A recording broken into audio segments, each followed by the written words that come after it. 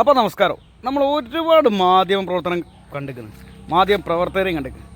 ഇമ്മാതിരി ഒരു ഡേസിൻ്റെ അകത്തെ മാധ്യമ പ്രവർത്തനം ഞാൻ ആദ്യമായിട്ട് കാണാം. അന്ന് കണ്ടു നോക്ക്, ആ വീഡിയോ അതൊന്ന് കണ്ടു നോക്ക്. ശൗര്യമൊക്കെ കാട്ടി മെരുങ്ങിയ PV കണ്ണൂർ കക്കാട് 3 ദിവസമായി മരത്തിന് മുകളിൽ കുടുങ്ങിയ പാമ്പിനെ പിടികൂടിയിരിക്കുന്നു. ആ ദൃശ്യങ്ങളാണ് കാണുന്നത്. വലിയ ശൗര്യമൊക്കെ കാട്ടി മെരുങ്ങിയ PV അൻവറിനെ പോലെ ഇന്ന് പാമ്പും വലിയ ശൗര്യമൊക്കെ കാട്ടി ഒടുവിൽ മെരുങ്ങിയിരിക്കുകയാണ്, ചാക്കിനുള്ളിലായിരിക്കുകയാണ്. ആ ദൃശ്യങ്ങളാണ് നമ്മൾ കാണുന്നത്. പാമ്പിനെ ഇപ്പോൾ കണ്ണൂർ കക്കാട് 3 എങ്ങനെയുണ്ട്? വിനു ആണെന്ന് തോന്നുന്നു. വിനു ചെവിടടിക്ക് തല്ലണ്ട കേസിട്ടാവില്ല അല്ലേ? ഇതിനൊക്കെ അക്ഷരം തെറ്റാതെ ഡേസ്, അതായത് ഇതിലെ മാധ്യമ പ്രവർത്തനം എന്ന് പറയേണ്ടി വരും.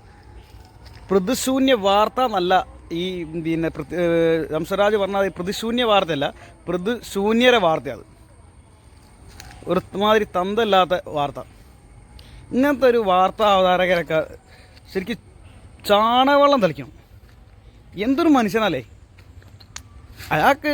ഇപ്പം അഭിപ്രായ വ്യത്യാസം ഉണ്ടെങ്കിൽ അത്തരം കാര്യങ്ങളൊക്കെ നമുക്ക് ആ രീതിയിൽ തന്നെ പറയണം. അല്ലാതെ വേറൊരു വാർത്ത വായിക്കുന്നതിനിടയ്ക്ക് ഉപമയാക്കിയിട്ട് പറയുന്നതൊക്കെ എന്ത് ശരിയാ?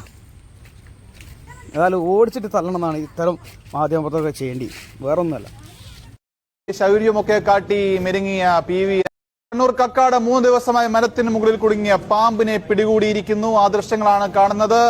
വലിയ ശൗര്യമൊക്കെ കാട്ടി മെരുങ്ങിയ PV അൻവറിനെ പോലെ ഇന്ന് പാമ്പും വലിയ ശൗര്യമൊക്കെ കാട്ടി ഒടുവിൽ മെരുങ്ങിയിരിക്കുകയാണ്, ചാക്കിനുള്ളിലായിരിക്കുകയാണ്. ആ ദൃശ്യങ്ങളാണ് നമ്മൾ കാണുന്നത്.